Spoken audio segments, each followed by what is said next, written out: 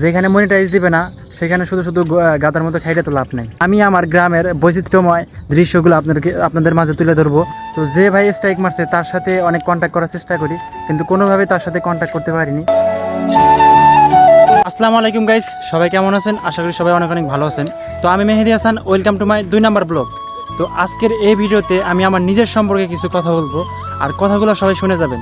তো অনেক দিনের স্বপ্ন আমি একজন ইউটিউবার হব। তো 2019 সাল থেকে ভাবতেছি একটা ইউটিউব চ্যানেল খুলবো।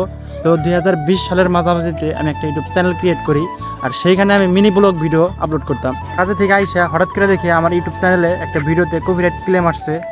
তো আমি সাথে সাথে সেই ভিডিওটা প্রাইভেট করে দিই এবং কি ভিডিওটা পরবর্তীতে ডিলিট করে দিই, কিন্তু তারপরে কাজ হয় না। তো পরবর্তীতে আমি আমার এক বড় ভাইরে দেখাই, আর সে দেখা বলে যে আমার চ্যানেলে নাকি কেউ স্ট্রাইক মারছে।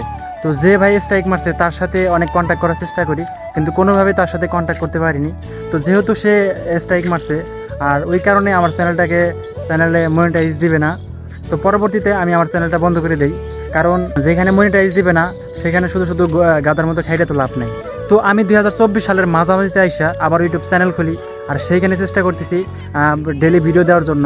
তো এইটা হচ্ছে আমার দ্বিতীয় ভিডিও, আর আমার ইউটিউব চ্যানেলের নাম হচ্ছে মেহেদি হাসান, ব্লগার মেহেদি হাসান। তো সবাই ভিডিওগুলো সাপোর্ট করবেন, আর আমি সবসময় চেষ্টা করব ভালো কিছু উপহার দেওয়ার জন্য। তো সবাই আমার ইউটিউব চ্যানেলটাকে সাবস্ক্রাইব করবেন, লাইক কমেন্ট শেয়ার করবেন। তো সবাইকে ধন্যবাদ, সবাই ভালো থাকবেন, সুস্থ থাকবেন, সবাইকে সুস্থ রাখবেন। আল্লাহ হাফেজ।